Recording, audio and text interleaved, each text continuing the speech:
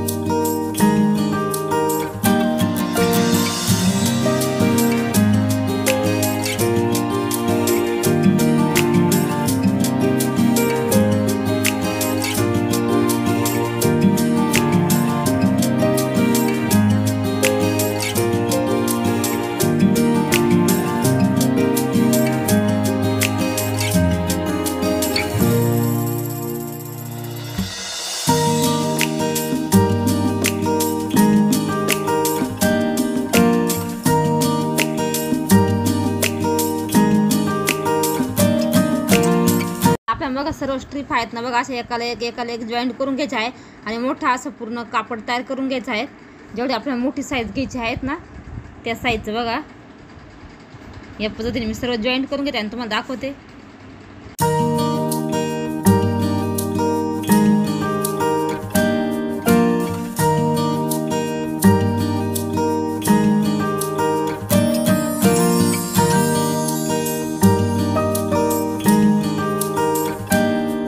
बघा आपलं मोठं साईजचा असा कपडा बघा तयार झाला आहे।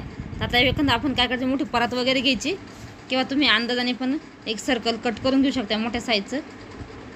या ठिकाणी बघा असं मी एक मोठं साईजचं भांडं घेतलेलं आहे। याच्या कडेकडे आपण आखून घ्या किंवा असं कट करून घ्या, थोडंसं लांबून घेते म्हणजे मोठी साईज तयार होईल आपली।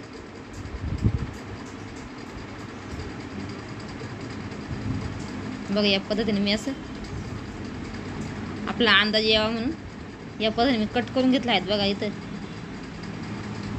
बघा किती मोठी साईजचा आपला तयार झाला आहे। आता आपण काय करायचं आहे, एखादं तुम्ही पॅन्टचं वगैरे कापड घेऊ शकता किंवा जुने परकर वगैरे असेल तर या ठिकाणी बघा आपण ती खराब झाली ती चादर बघा त्याच्यातून उरलेला हा तुकडा होता, तिथे मी एक तुकडा कट करून घेतलेला आहे. याला पूर्ण चादरीला गंज वगैरे लागला होता आणि जे बघा एकदम लहान लहान कतरून उरला आहे ते याच्यामध्ये टाकायचं आहे. आपण असं या पद्धतीने पसरून घ्यायचं आहे. एका ठिकाणी याचा गठ्ठा नाही व्हायला पाहिजे. आता जो आपण तुकडे जॉईन करून घेतले ते याच्यावरती ठेवायचं आहे आणि अगोदर सर्व राऊंडला आपल्याला शिलाई मारून घ्यायची आहे. पूर्ण राऊंडला आपल्याला अशी गोल गोल शिलाई मारून घ्यायची.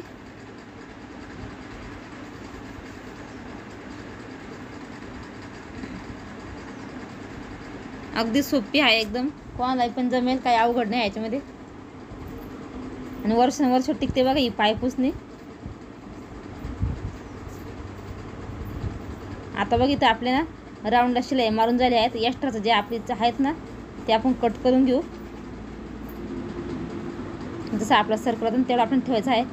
आता या स्ट्रीप आपण जॉईन केलं आहे ना याच्यावरती आपण थोड्याशा शिलाई मारून घेऊ, म्हणजे आपलं जे कतरण वगैरे आहेत ते कुठेही एका साईडला वगैरे जाणार नाही, व्यवस्थित बसून राहील फिनिशिंगमध्ये.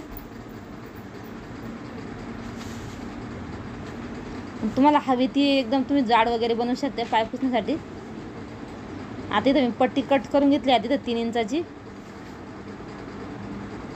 आता पाठीमागच्या साईडने किंवा पुढच्या समोरच्या कुठल्या पण साईडने बघा आपण अर्धा इंच जिथं आपली शिलाई होती ना राऊंडची मारलेली त्याच्यावरती बघा अशी पट्टी ठेवायची आहे आणि सर्कलमध्ये पूर्ण याला शिलाई मारून घ्यायची आहे.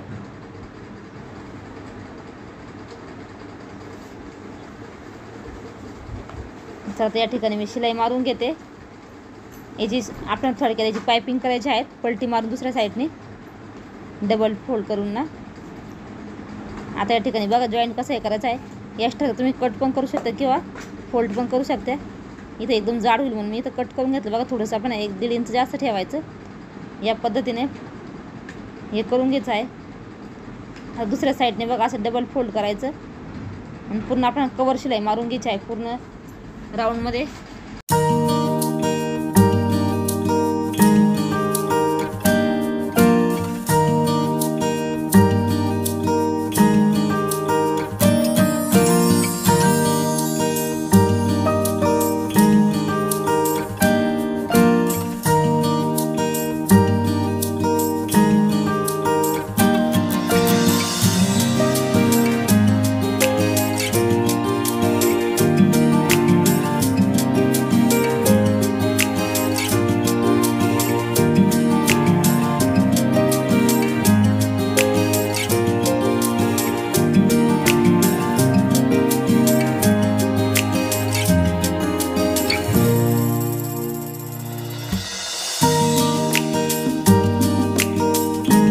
चला तर या ठिकाणी बघा आपली पायपिंग झालेली आहे. तुम्हाला आजचा हा पाय पुसण्याचा व्हिडिओ थोडा जरी आवडतो व्हिडिओ लाईक करा, शेअर करा आणि चॅनलला सबस्क्राईब करा. असेच नवनवीन व्हिडिओ आपल्या चॅनलवरती बघण्यासाठी.